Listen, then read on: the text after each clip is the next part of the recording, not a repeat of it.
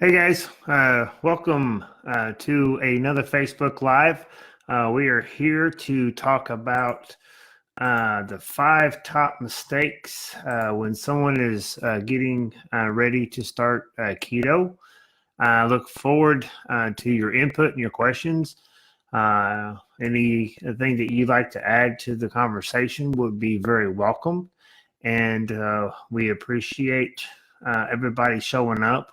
So, the ketogenic diet is a diet that is higher in fat and low carb and a moderate amount of protein. Ketogenic diet has been around for many years. It started in the 1920s, and it was initially started for kids with seizures. And it is something that we have found to be beneficial in many different areas. Right now, there seems to be a lot of confusion as far as what is the best thing for a ketogenic diet. So some of the things that I see every day that I get asked about, I just want to include here in a quick Facebook as far as what is some of the things that people have misconceptions about. So we are here today and getting ready to get started. And let me look one other thing right here.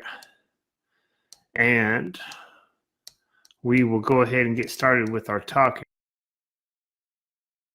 One thing that I want to talk about is, this is information on this presentation. It's not been evaluated by the Food and Drug Administration or any medical body. I'm not here to diagnose, treat, cure, or prevent any illness or disease. Information here is for educational purposes only. Consult your doctor before acting on any content on this presentation, especially if you're pregnant, nursing, taking medications, or have a medical condition. So, mistakes for ketogenic diet. First mistake that I see with a ketogenic diet is not tracking your macros. Now, your macros are your proteins, your carbs, and your fat. When you first start something new, especially with your food, I consider it like a roadmap. You have to know where you're at before you get to where you're going. For instance, if you wanted to trip to California, you'd have to look on the map and see where you're at and then start planning your way towards California. It's the same way with tracking macros. What we need to do is be able to track our macros to see where we're at, to see what adjustments that we need to make. On the ketogenic diet, counting your macros and especially your percentage macros is much more important than counting your calories. So when you use an app, and there's plenty of free apps that you can use. The app that I like to use is called MyFitnessPal. I've just been using it for over 20 or 20 for 2 or 3 years, and it's just so easy for me to use. I can look at a day and a week in back and see how I'm doing. But there's a lot of other apps that's out there that doesn't cost anything. So, with a ketogenic diet, you want 75% of your calories from fat, 20% from protein, and 5% from carbs. And unless you're tracking your foods, you don't know if you're getting those percentages. The apps now are so easy to use that a lot of them have barcodes that you can just scan your foods like you do in the grocery store at checkout, and it automatically puts you where you need to be. If you know where you're at as far as when you're getting ready to get started, then using this app will also help guide you where you want to go. Second mistake that I see is being afraid of fat. Now, you, just like me, have grown up since, if you're around our age, 1970s or so, fat was demonized. Fat was told that we don't need to eat fat. We need to have low fat. And ever since then, you can kind of look at the graphs that I've seen many of them where our heart diseases went up, our diabetes has went up, our obesity's went up. So we all have this ingrained fear of fat. And one of the things that we have to get over is getting over this fear. Now, there are some good fats and there are some bad fats. And the thing that we have to learn is on the ketogenic diet, the good between the good and the bad. Now, the ketogenic diet is just not all eating as much bacon as you want. You have to add some of the good fats, the monounsaturated fats like the olive oil, real butter, MCT oil, coconut oil, avocado oil. Those type of things are the things that we need to look at as far as fat. Now, one of the things that people don't understand also with fat is it affects hormones in a positive way. Insulin is a hormone, and insulin is your fat storage hormone. When you eat fat, it does not get stimulated and does not store fat like it does when you eat sugar or carbs. The other thing that it does is it also affects other hormones in a positive way. There's two hormones in your stomach. It's called ghrelin, which is your hunger hormone, and leptin, which is the satiety hormone. Your ghrelin, which is your hunger hormone, goes down. Your satiety hormone goes up. So when you're eating a high-fat diet, your hormones are affected in a positive way. You become less hungry. And that's one reason we try to start a ketogenic diet first, and then we add intermittent fasting, because it's so much easier to fast after you've been on the ketogenic diet, because the fat makes you feel full and not hungry. So there's some hormonal reasons why the fat, eating fat as well too, and that's another reason we do not need to be afraid of it. Third thing that we look at when we are doing a ketogenic diet, one of the mistakes is we eat too much protein. A lot of people think when you eat a ketogenic lifestyle, it's all the meat that you can eat.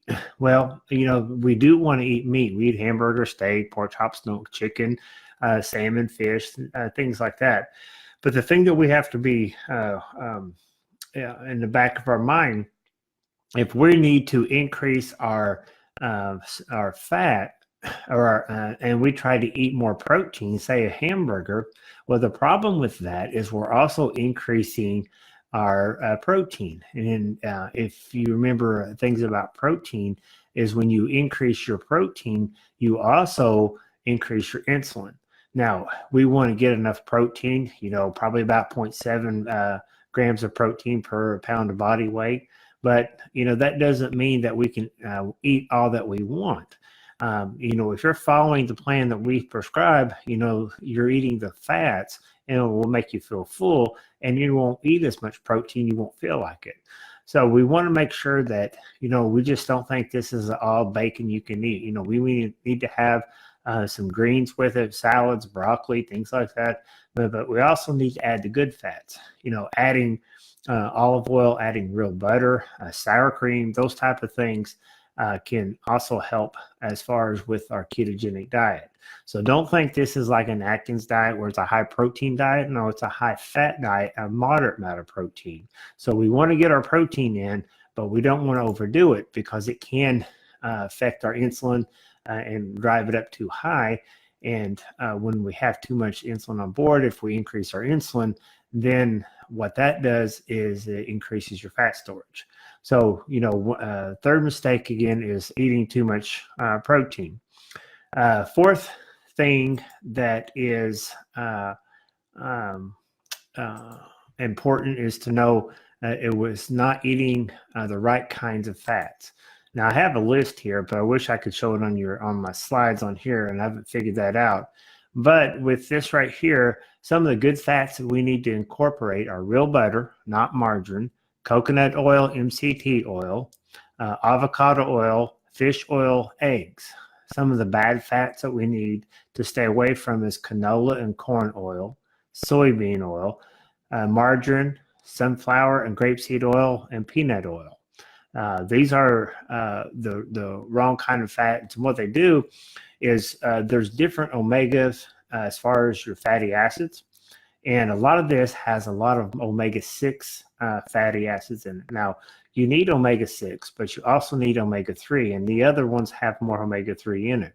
If you get that ratio out of balance, it causes a lot of inflammation. And one of the things that inflammation we think of is that's the cornerstone of a lot of heart disease. So, you need to make sure that you're eating the right kinds of fats. And you can get these lists. We have them on our websites. There's all kinds of places that you can get to these. But, fourth mistake is not eating the right kinds of fat. Now, the fifth and final mistake that a lot of people have is that we're impatient. If you're in your 30s or 40s, 50s or older, it's taking a long time to get to where you're at. And you're not going to, make all the changes that you want in a few months. Now, the great thing about the ketogenic diet, and hopefully some people that's already on here can testify to this, is when you start the ketogenic diet and you go from eating a lot of carbs to going down to where we want you to be at, you are going to lose a significant amount of weight at the beginning. I've had people lose, 15 pounds in the first 2 to 3 weeks. I've had people lose 50 pounds. I had a guy in here yesterday I was doing interview with, and he's lost almost 50 pounds in 3 months. Now, once you get past that, it's going to slow down just like anything else. The closer you get to your ideal weight, it's still going to be harder just like anything else. But what we're going to do is be able to think of this in long term. This is not a sprint, but it's a marathon. If you're in your 30s, if you're going to live into your 70s or 80s, you got 40 or 50 more years. And what we want you to do is think long term.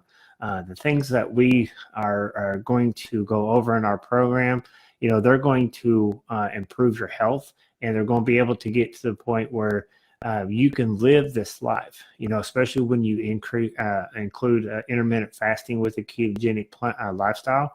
You'll be able to live a life, not be hungry, and learn how to eat those times where, it's Thanksgiving, Christmas, birthdays, those type of things. Incorporate those in your life. Now, in the beginning, you may be able, or you might need to stay away from that for the first couple months until you get to where you want to be. Get your body in control as far as healing on the inside with the insulin resistance and those type of things.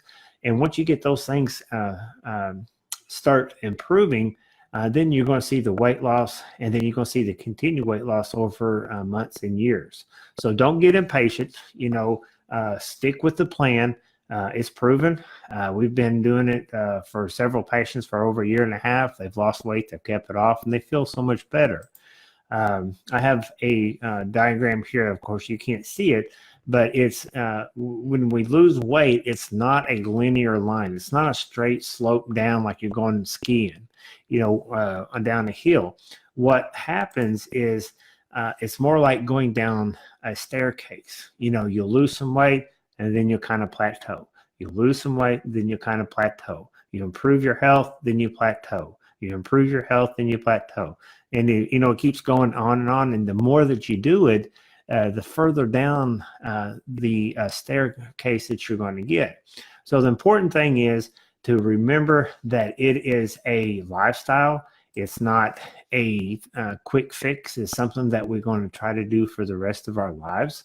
And it's going to be something that will help make you feel a whole lot better as time goes on. Patience is a key. So, you want to be able to think long term, and don't get discouraged if you do have a stall. There's ways that we can help you get through a stall. And what I mean by that is something that you don't see any weight loss or loss of inches, say, over 2 weeks. If someone comes up to me and they say, well, I haven't lost any pounds this week, I tell them not to worry about it. It's going to come. I've had people where they stalled, and then overnight they've lost 5 pounds and they've kept it off. So it's just your body's got a set point. It's kind of like a thermostat. It's got a set point where it wants to stay. And when you try to lower that set point, it kind of fights against it.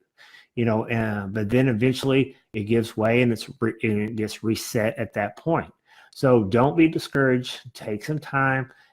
Everything will work out as long as you keep with the plan, and you'll see results with it. Now, to go over the 5 things that we talked about today, The first mistake is not tracking your macros. Get that free app, and like I said, it's free. You can get several different ones. I use MyFitnessPal. Use that to help track your macros to see where you're at and where you need to go. There's a lot of hidden carbs and sugars and things that we don't know, so be sure you write those down. Second mistake is, again, being afraid of fat. Fat is your friend. I always tell people that, and we want to make sure that we get over that mental block that all of us grew up with, is having low fat, low fat, low fat. We want to be able to eat the right fats and not be afraid of them.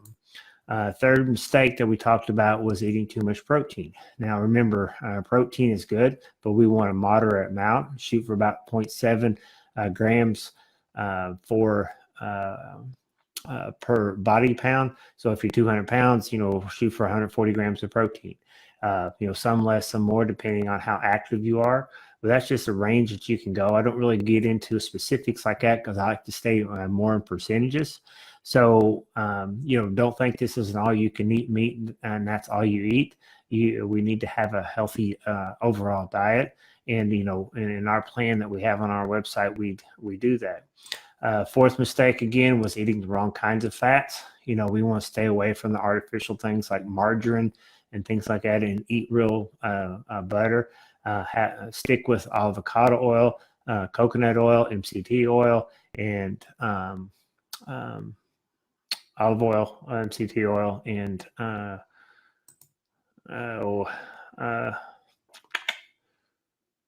olive oil, avocado oil. Eggs and fish, that's good for you as well too. Fifth mistake is us being impatient. Remember, don't be impatient. Things will come, and over time, if you stick with the plan, it does work. So hopefully this has helped you. Hopefully this will be able to give you some pointers as far as getting started. We have a webinar coming up next week. It's going to be about a 60 to 90 minute webinar. We're going to start from the beginning on what we do and why we do it and how it can help you. And we're going to have some specials as far as from our website. So I encourage you to get on our website, log on to it. We'll sign you up. It's going to be next Tuesday on the February 12th at 7:30. So I look forward to seeing you there.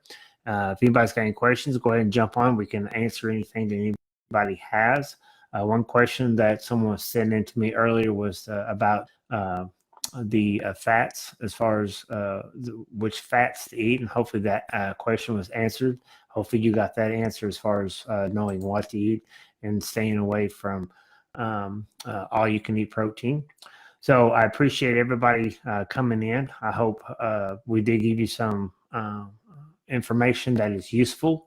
If you have any topics, if you have questions about anything, feel free to let us know. Again, I'm not here to give medical advice. We're just here to give information. If you have any questions about anything, be sure you talk to your provider, especially if you have any medical problems or taking medications or anything like that. So I appreciate you joining, and we will speak with you soon. Have a good evening, and God bless. And remember our webinar next Tuesday at 7:30. Appreciate it.